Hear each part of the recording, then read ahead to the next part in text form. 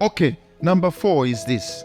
They are rejected men, and many times they do not care. They don't care whether they have overlooked a divine principle to attract a certain loss of attention from God. You see? Why? Because for them what matters is what they benefit, what they gain, not what the kingdom gains, not what the Father gains. So because they are insensitive to divine instruction, they do not care what they lose in the process of being what? Insensitive to divine instruction. They don't care what they lose in the process. And you see, you can lose anything. Tell your neighbor you can lose anything, but do not lose the attention from God that makes you. You see, there is the generic attention that God gives everyone. He gives rain to the wicked and to the righteous. That's another level. But there's a level of attention He gives those who have grown in the revelation of Jesus and accept the responsibility that comes with the same. But there is also the attention He gives to those that are sensitive to divine instruction. Are we together? That are sensitive to divine instruction. But the moment you give up, the moment you are not inclined to appreciate the instructions of the Spirit as they should be, there's an attention God withdraws from you. And you see, you might never realize that He has withdrawn, because there's another level of attention you'll enjoy. And every man which is called of God can understand when they've lost a certain level of attention. You can know. It's not like God withdraws from you. No, there is just a level of attention He withdraws. Why? Because He's a God of principle. He's a God that responds to His wisdom. Anything outside His wisdom is not lucrative enough to attract His attention. So there are things God cannot bring to pass even though He has promised. If they are outside the scale of your inclination to His wisdom, which is you responding to what? To divine instruction. You say, but that is Old Testament. How about New Testament? Paul the Apostle says something. He says, if any man or an angel from heaven preach any other message other than that which we have preached, he says, let him be accursed.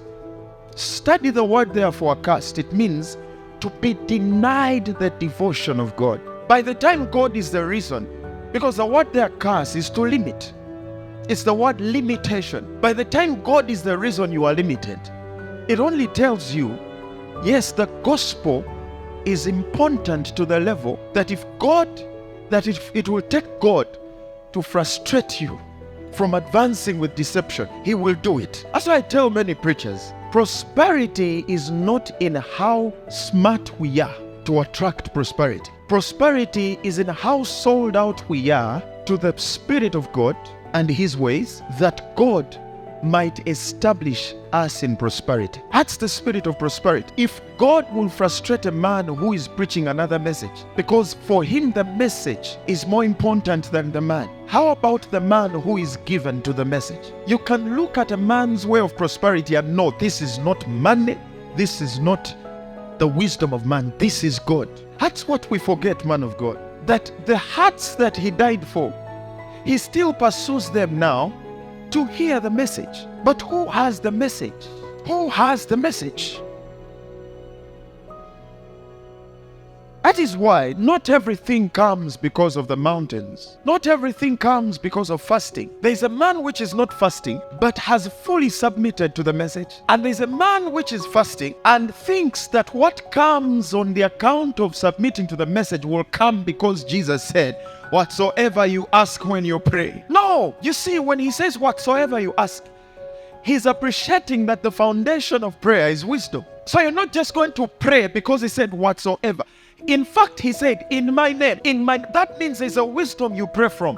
What is that wisdom? His name. But how do you define His name? How do you interpret His name? What is His name? His name is not Jesus, hear me. That's not His name. His name is when you pronounce that name from understanding. Now that's His name. The beauty of appreciating divine instruction, so that in the process of the same, you will attract a distinct level of divine attention. This kind of attention is not attention prompted on a prayer. It's not the kind of attention prompted on the account of giving. It's the kind of attention prompted on the instruction that completes the purpose of God for your life. Did you hear what I said? Yes, there's a purpose of God for you, but there are instructions that mature that purpose. There are instructions that bring that purpose to maturity. Do you hear what I said? There are instructions that bring that assignment to maturity. They mature the assignment of God on your life. And these are things we take for granted. Oh, I'm anointed, that's enough. Are you hearing what I'm saying? There are rebellions that men celebrate because they are not discerning enough to know that this guy is teaching us on the miraculous. He's teaching us how to be anointed. But the ultimate instruction could be that God actually wants us to know Jesus. The one with discernment can separate the wheat from the chaff and reward based on the interest of God, not the bread that satisfies the hungry. The instructions that complete, that mature the purpose of God for your life. It's okay to follow men and God's generals and what, but listen, do you ever ask yourself the question, what is the instruction that prepared them and brought this thing on their lives to maturity? Otherwise, you people have done things, you've read books of men, you've done everything, and it's like as if you have become the extension of their legacy. Spoken, not lived. Not what? Not lived.